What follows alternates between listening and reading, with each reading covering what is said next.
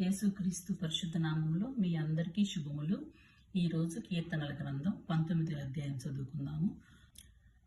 ఆకాశములు దేవుని మహిమ వివరించుచున్నవి, అంతరిక్షము ఆయన చేతి పనిని ప్రచురపరచుచున్నది. పగటికి పగలు బోధన చేయుచున్నది, రాత్రికి రాత్రి జ్ఞానము తెలుపుచున్నది. వాటికి భాష లేదు, మాటలు లేవు, వాటి స్వరము వినపడదు. వాటి కొలనూలు భూమి మీదంతటా వ్యాపించి ఉన్నది. లోక దిగంతముల వరకు వాటి ప్రకటనలు బయలు వెళ్ళుచున్నవి. వాటిలో ఆయన సూర్యునికి గుడారము వేసెను.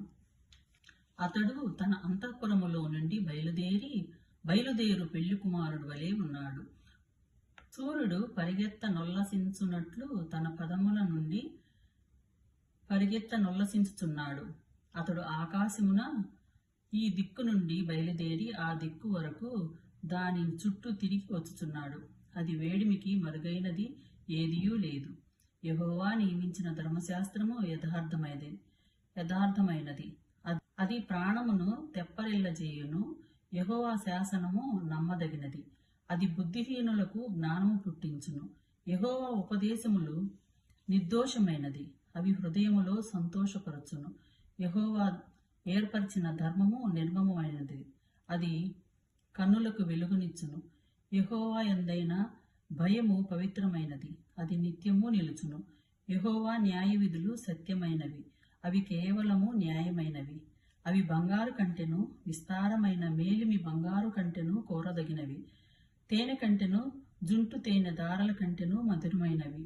వాటి వలన నీ సేవకుడు హెచ్చరిక నొందును. వాటిని గైకొనుటకు గొప్ప లాభము కలుగును.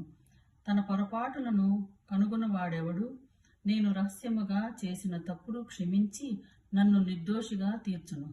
దురభిమాన పాపములో పడకుండా నీ సేవకుని ఆపుము. వాటిని నన్ను ఏలనీయుకుము. అప్పుడు నేను యథార్థవంతుడనై అధిక ద్రోహము చేయకుండా నిందారహితును నగుదును. యెహోవా నా ఆశ్రయదుర్గమా, నా విమోచకుడా, నా నోటి మాటను నా హృదయ ధ్యానమును నీ దృష్టికి అంగీకారమగునుగాక. ఆమెన్. దేవుడు మిమ్మల్ని అందరినీ దీవించునుగాక.